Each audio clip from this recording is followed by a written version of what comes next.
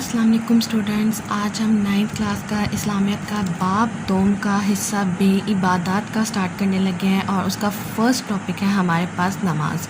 आज हम बे हिस्सा इबादत का देखेंगे और इससे पहले हम लोगों ने ईमानियात के 3 टॉपिक्स देखे थे और उसको कवर किया था और आज अपना हिस्सा बे इबादत का स्टार्ट करने लगे हैं। उसमें पहला टॉपिक हमारे पास आएगा नमाज का और बाब दोम का नाम ही हमारे पास ईमानियात और इबादत था।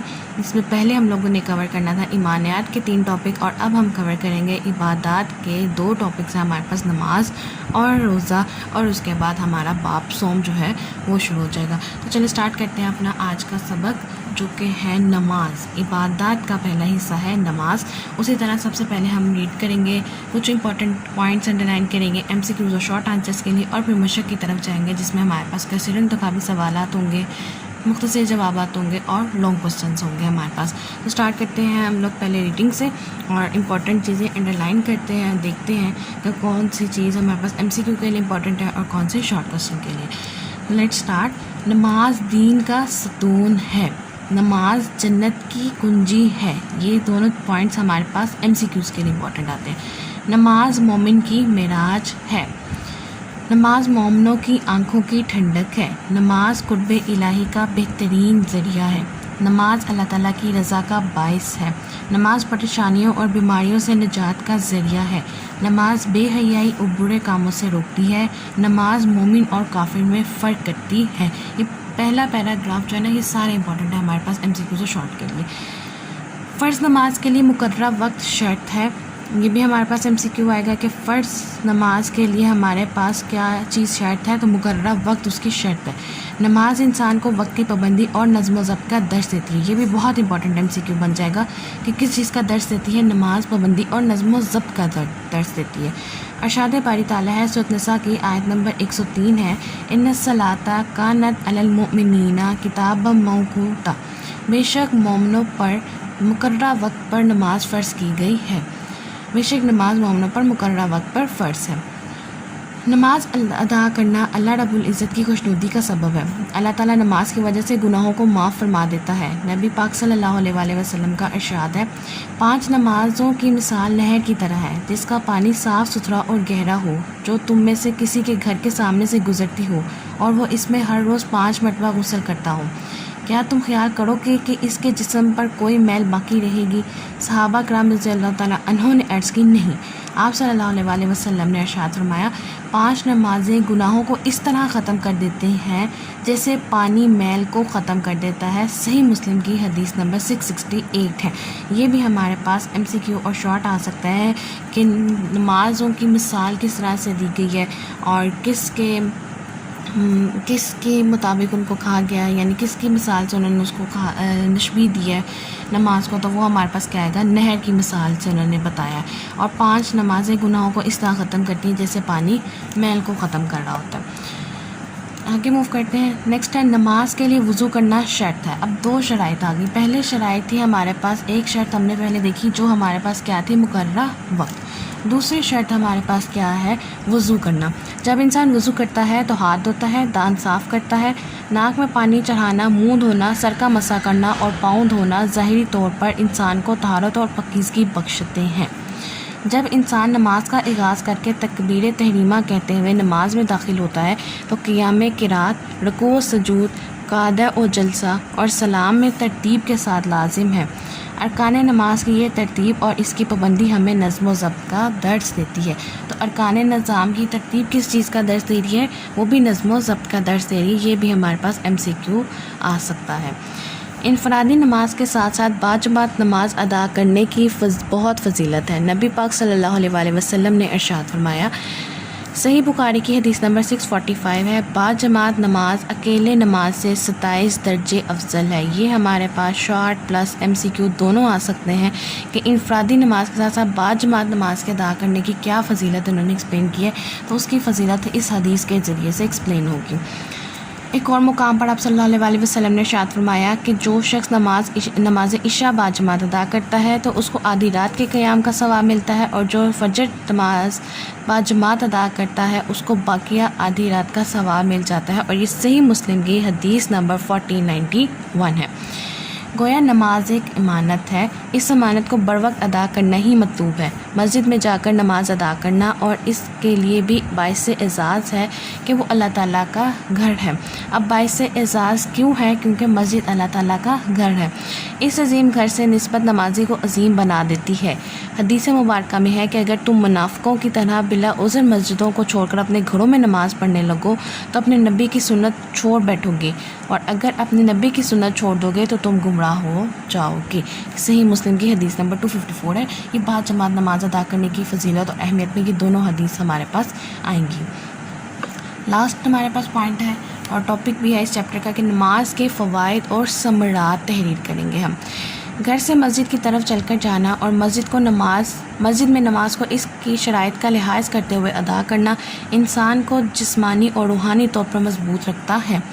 فجر کی نماز کے لیے صبح کو بروقت اٹھنا، چہل قدمی کرتے ہوئے مسجد جانا بذات خود ورزش کا درجہ رکھتا ہے، جس سے انسان کو روحانی اور جسمانی فوائد حاصل ہوتے ہیں۔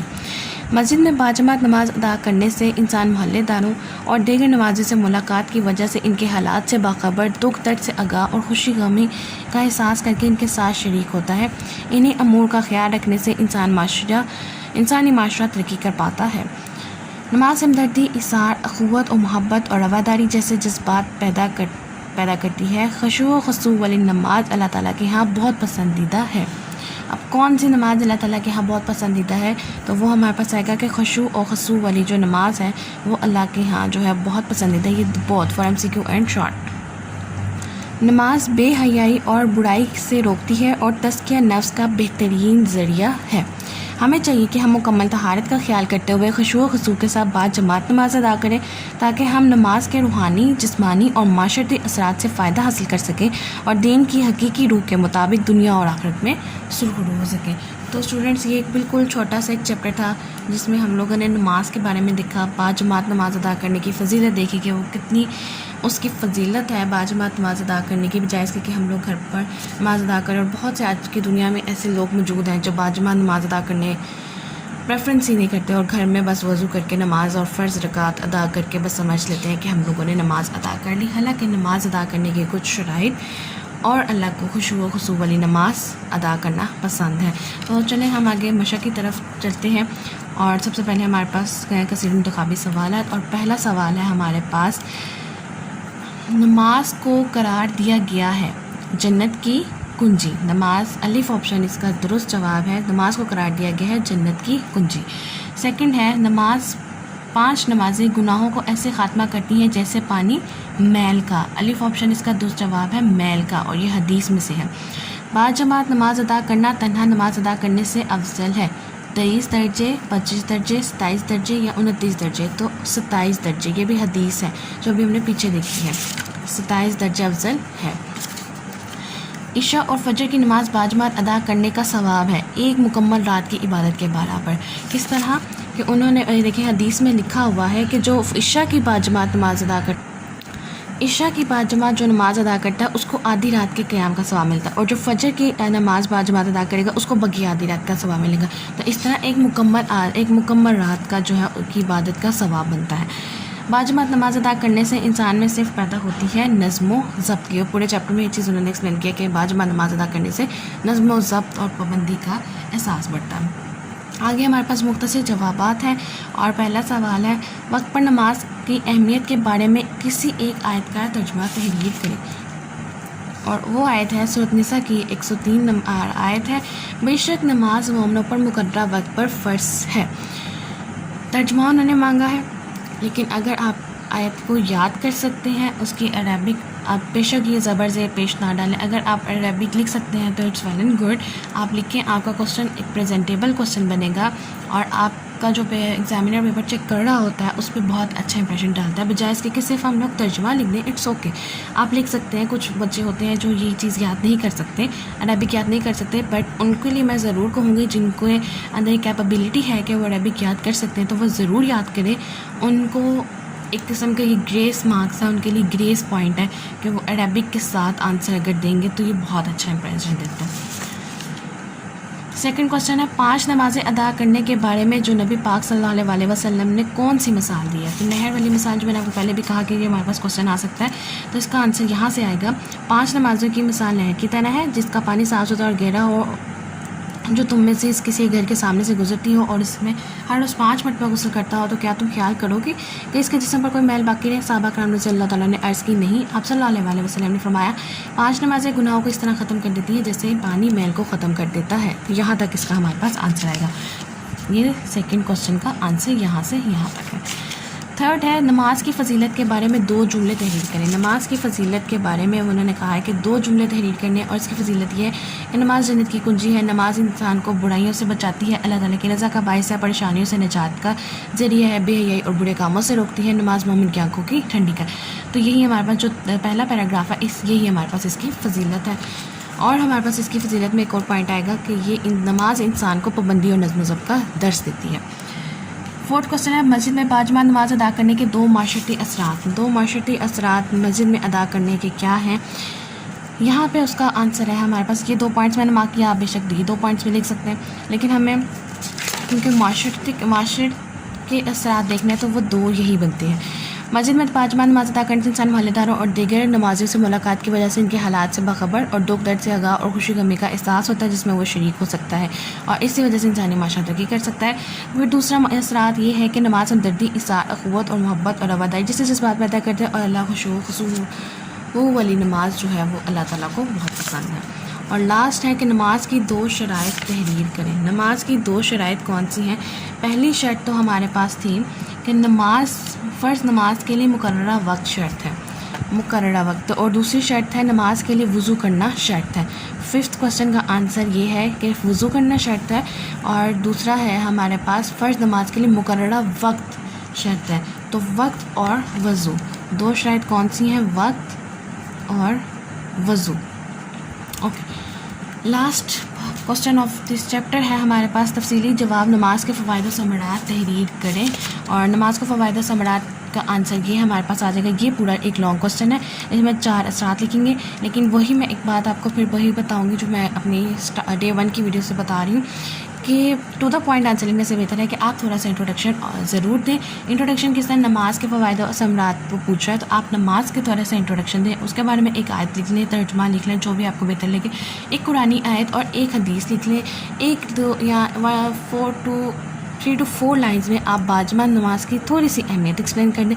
उसके बाद आप नमाज के फ़वाइद और समरात लिखें, उसको भी अगर आप हेडिंग में कन्वर्ट कर सकते हैं तो आप लोग कर सकते हैं, नहीं तो 4 पॉइंट्स अगर आप उन चीज़ों को पहले लिख के ये लिखेंगे तो वो फिर एक अच्छा और इम्प्रेशनेबल और प्रेजेंटेबल क्वेश्चन बनेगा जो कि एग्जामिनर को आपको मार्क्स देने पे मजबूर करेगा।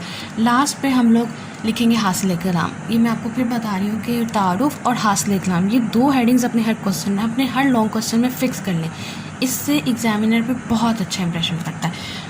फिर एंड पे आप जब समरात लिखें उसके बाद आप हासिल कलाम लिखें। हासिल कलाम लिखें कि आपने जो उस टॉपिक में एक्सप्लेन किया आपने अपने वर्ड्स में 2 लाइन्स में या 1 से 1.5 लाइन में आप एक्सप्लेन करके क्वेश्चन को कंक्लूड कर दें तो आपका एक क्वेश्चन पूरा हो जाता है।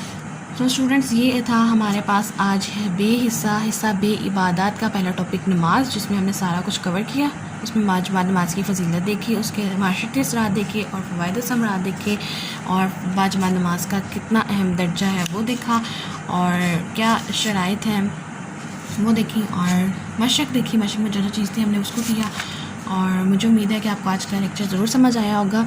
इंशाल्लाह नेक्स्ट वीडियो में हम अपना अलग जो दूसरा चैप्टर है रोज़ा उसकी तरफ मूव करेंगे, उसको देखेंगे।